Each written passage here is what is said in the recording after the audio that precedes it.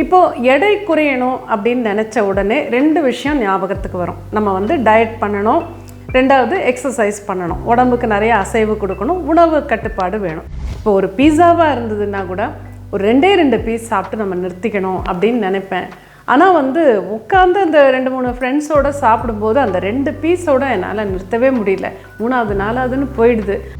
எப்போதும் என்ன சொல்லுவாங்கன்னா, நம்ம மனசுக்குள்ளே நம்ம தலைக்குள்ளே ஒரு மணி அடிக்கும்னு சொல்லுவாங்க. இப்போ சாதமே நீங்கள் சாப்பிடும்போது கூட அந்த ரொம்ப பசியாக இருக்கும்போது கொஞ்சம் கூட நம்ம போட்டுருவோம்.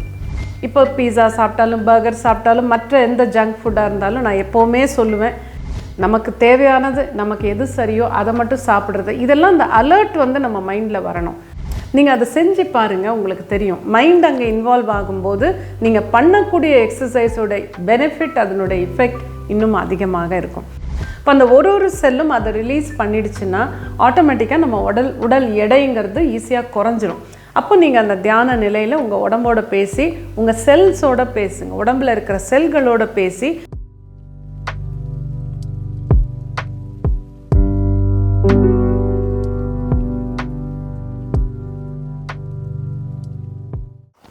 வணக்கம்.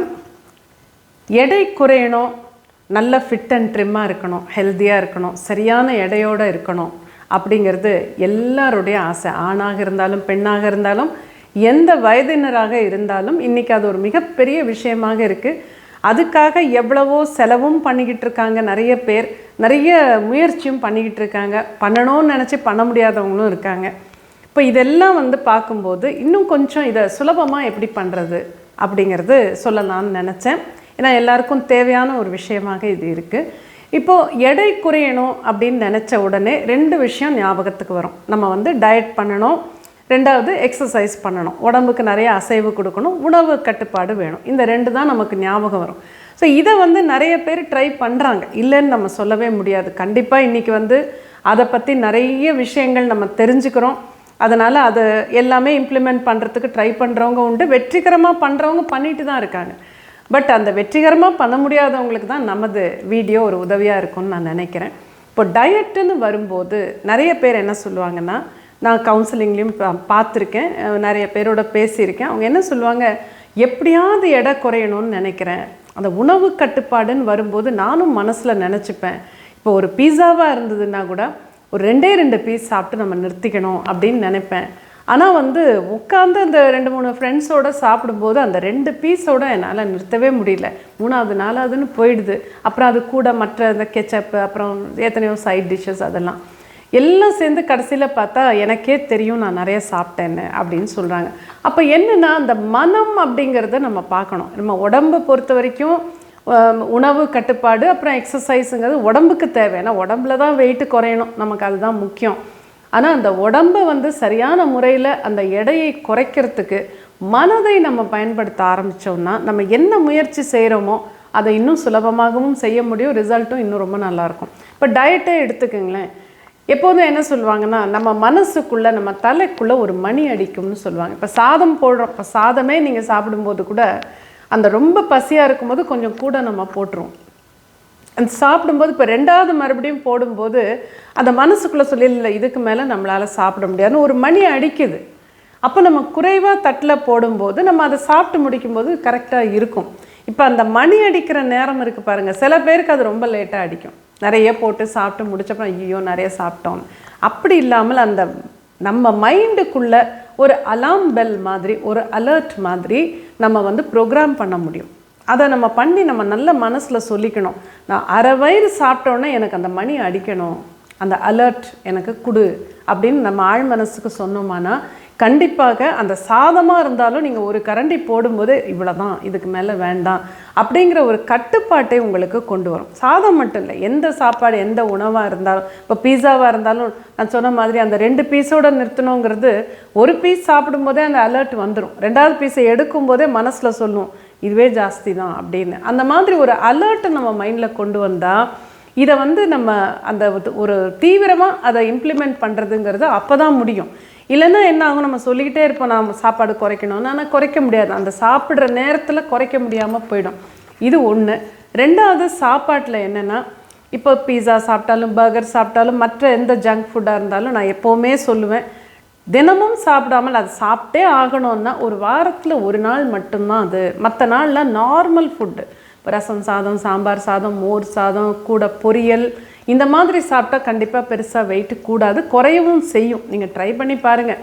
நார்மல் ஹோம்மேட் ஃபுட்டில் வந்து அவ்வளோ எண்ணெய்லாம் ரொம்ப இல்லாமல் பண்ணால் கண்டிப்பாக அதிகமாக வெயிட் போடாது, இருக்கிற வெயிட் குறையறதுக்கும் அது உதவும் அப்படிங்கிறது உண்மை.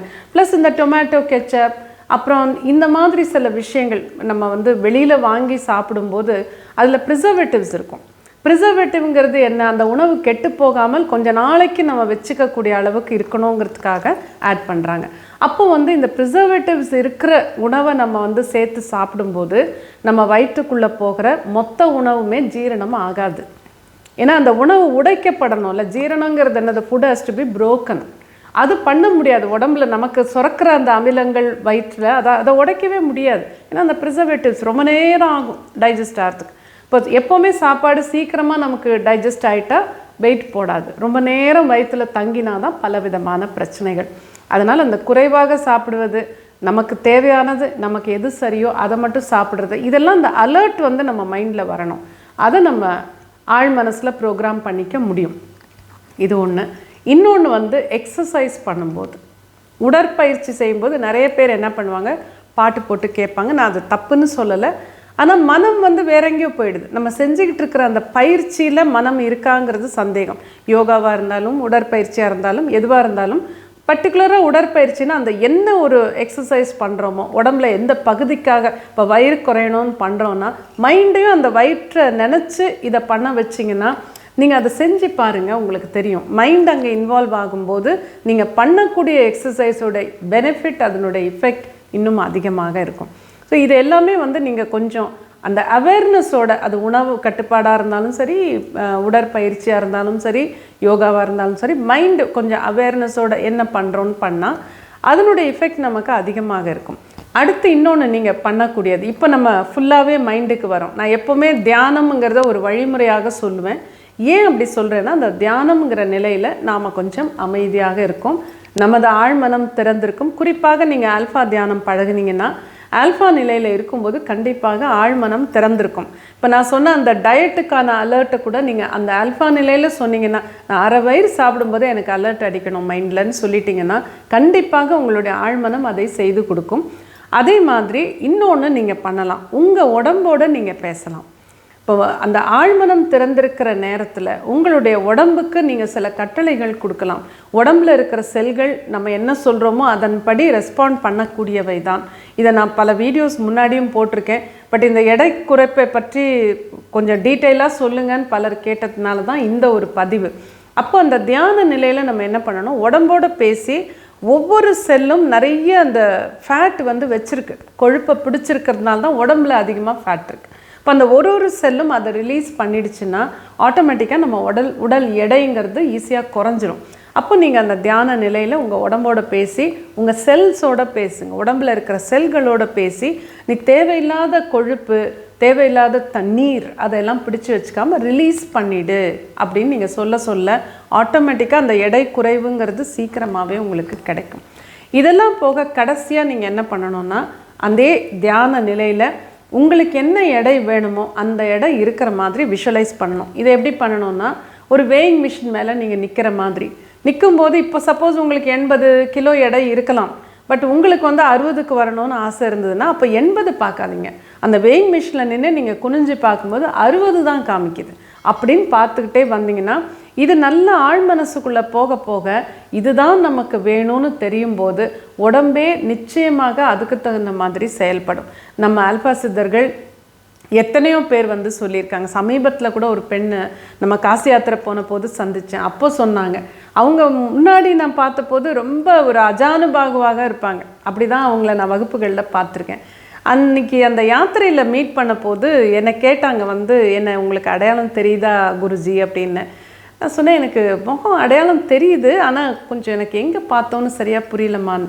அப்போ அவங்க சொன்னாங்க, இல்லை நான் கம்ப்ளீட்டாக மாறிட்டேன், கிட்டத்தட்ட 20 கிலோவுக்கு மேலே அவங்க குறைச்சிருந்தாங்க. அவங்க அதான் சொன்னாங்க, நான் அதுக்கு முன்னே எவ்வளோ முயற்சிகள் பண்ணி பார்த்தேன், எதுவுமே எனக்கு வேலை செய்யலை.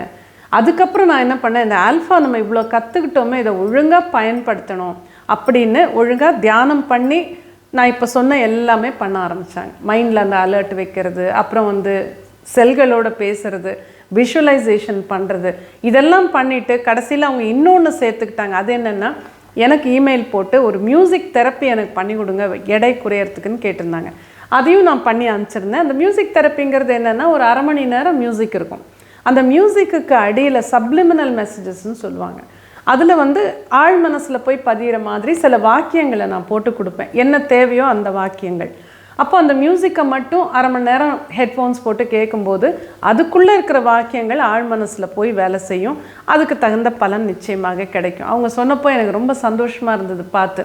அந்த மாதிரி எடை குறைக்கவே முடியலன்னு சொன்னவங்க கூட இந்த ஆல்ஃபா தியானம் இதெல்லாம் கொஞ்சம் பயன்படுத்தி ஆழ்மனதை பயன்படுத்தினீங்கன்னா நிச்சயமாக முடியும். செஞ்சு பாருங்கள், எனக்கும் தகவல் சொல்லுங்கள். ரொம்ப சந்தோஷமாக இருக்கும். நல்ல ஆரோக்கியமாக வாழுங்க.